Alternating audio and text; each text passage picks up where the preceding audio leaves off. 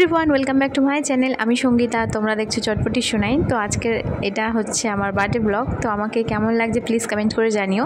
আপাতত তো এখন এই ড্রেসটা পরেছি, পরে গিয়ে ড্রেসটা চেঞ্জ করে নেব, সে কারণ সব কিছুই পরে বলছি। এটা ছিল আমার 22 বছরের জন্মদিন। আমার প্রচণ্ড হাসি পাচ্ছে। এখন ঘড়িতে বাজে 11:53, ঠিক আর 6-7 মিনিট পরে আমার বার্থডে হয়ে যাচ্ছে। তো এই ড্রেসটা আমি দীঘাতে যাওয়ার জন্য কিনেছিলাম। তো আমি দুটো ড্রেস অর্ডার দিয়েছি, একটা ড্রেস এসেছে বার্থডের জন্য, মানে আমার ও অর্ডার দিয়েছে, আমি না। তো একটা ড্রেস এসে পৌঁছেছে, আর সারপ্রাইজ ড্রেসটা এখন এসে পৌঁছায়নি, সেই জন্য নতুন ড্রেসটা, এটাও নতুন, বাট ওটা পড়তে পারলাম না। যদি কালকে না আসে কী করবো, ওটা তো পড়তে হবে না। তো এই নতুন জামাটা আমাকে দিলে পরার জন্য, তো আমি পরে নিয়েছি। আর আমার বর এখন আমাকে ঘর থেকে বের করে দিয়ে ঘরটাকে কী করছে, কিছু একটা করছে, মানে ও কোনোদিন কাউকে সারপ্রাইজ দেয়নি, ওর মতো করে প্ল্যানিং করছে। তো দেখা যাক, ও যদি আমার জন্য একটা 5 টাকা দামের কেক এনেও আমাকে সারপ্রাইজ দেয়, আমি তাতে বি হ্যাপি। তো চলো আমিও দেখি আর তোমরাও দেখো। দিদিভাইয়ের প্রচণ্ড জ্বর ছিল, সেই জন্য আসতে পারিনি। ভিডিও কলেই ভাগনা দিদিভাই উইশ করলো আমাকে। বাইরে দিয়ে হর্ন বাজাচ্ছে, দাদা ফোন করেছে গাইস। যাই এসেছি, ওর আমার মনে হচ্ছে, আমার তাই মনে হচ্ছে। ঠিক 12টা বাজার সঙ্গে সঙ্গেই সবাই আমাকে উইশ করলো, দাদা, বৌদি, ভাগনা, দিদিভাই, আমার বর, আমার শাশুড়ি মা, আমার মা, সবাই আমাকে উইশ করলো। তো মৌসুমিও ফোন করে আমাকে উইশ করেছিল, মানে পূজা, আমার মাসির মেয়ে। তো বাইরে থেকে হুট করে দেখছি খুব জোরে জোরে প্যাপু বাজানোর শব্দ হচ্ছে। ও মা, তারপর বাইরে গিয়ে দেখি এই দেখো কি কাণ্ড। ওরা তো রাত্রিবেলা এসে রাত 12টার সময় এসে বাড়ির নিচেতে লুকিয়ে দাঁড়িয়েছিল। ঠিক আমি ওর বার্থডেতেও এইরকমই করেছিলাম, রাত 12টার সময় গিয়ে ওর বাড়ির নিচে দাঁড়িয়েছিলাম। ঠিক রাত 12টা বাজতেই দরজার মধ্যে দুমদাম করে আওয়াজ করছিলাম, দেখো নতুন আসবে। পরে আবার ওদেরকে নিয়ে উপরে চলে এলাম। দেখো এই নতুন জামাটা রাত 12টার সময় আমাকে গিফট করেছিল। তো এটাও নতুন জামাই ছিল। তারপরে ড্রেসটাকে চেঞ্জ করে নিলাম, বললো ওটা চেঞ্জ করে এই নতুন জামাটা পরে নাও, কালকে তোমার জন্য আরও একটা নতুন জামা দেবো। এটা ছিল আজকে রাত 12টার আমার আউটফিট। তো কেমন লাগছে কমেন্ট করে জানিও।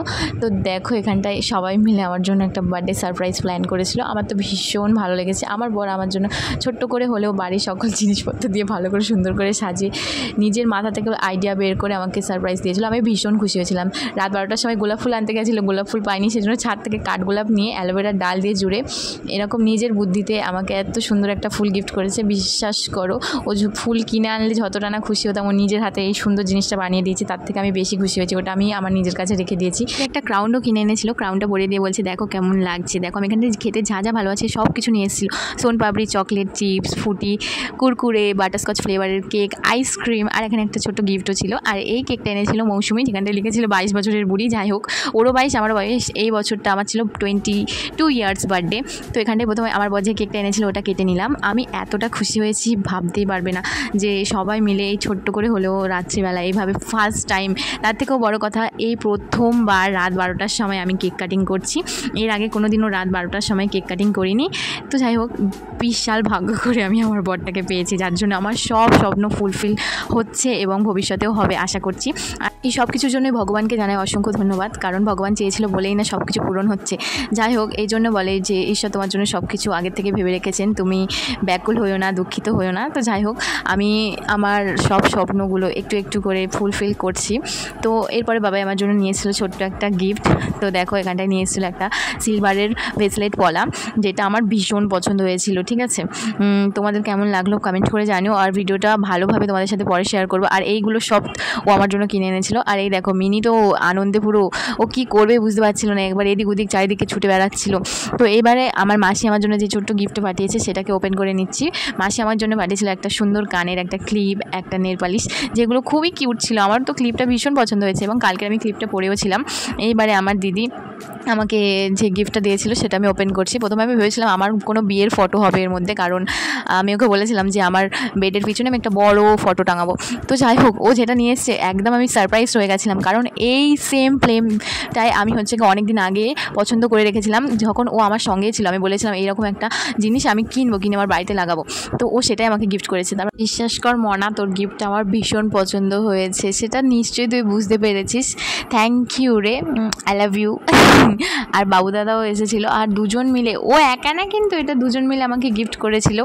আর দেখো এখানে আমি মামামের সাথেও একটু ফটোশ্যুট করে নিলাম। আর আজকের আউটফিটটা আমার কেমন লাগছে প্লিজ কমেন্ট করে জানাতে ভুলো না।